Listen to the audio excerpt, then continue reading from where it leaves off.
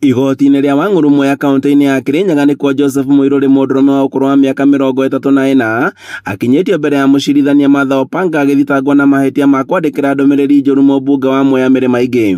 Thitango-inĩ ici igoti rĩrĩtwo atĩ kũrĩ tarĩki 27 mweri-inĩ mũhetũku, namba ya thimũ ĩrĩa yandĩkithĩtio na kĩbandĩ kĩa Muiruri nĩ yandĩkĩire ndũmĩrĩri namba ya thimũ ya mũmbunge wa Mwea Mĩrĩ Maingi ĩkĩmwĩra atĩ nĩ kũmũtharĩkĩra na kũmũtarũrĩra nguo yake.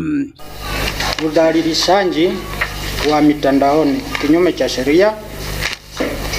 Maelezo ni kwamba mnamo tarehe 27 mwezi wa 3 mwaka huu wa 2025, mahali ambapo hapajulikani, lakini hapa Kenya, ukipenda uliweza kutumia WhatsApp kutuma ujumbe kwa namba 0751735082 ambayo imesajiliwa kwa jina la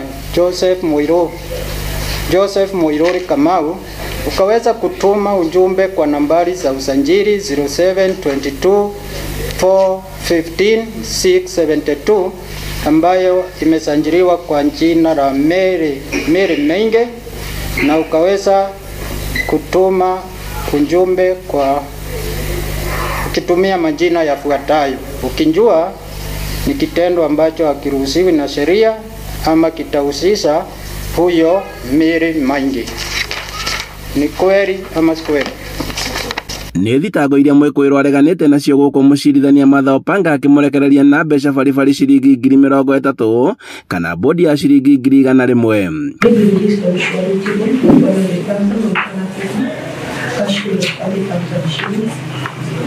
Mentioned on 28th of April, hearing on 28th of July.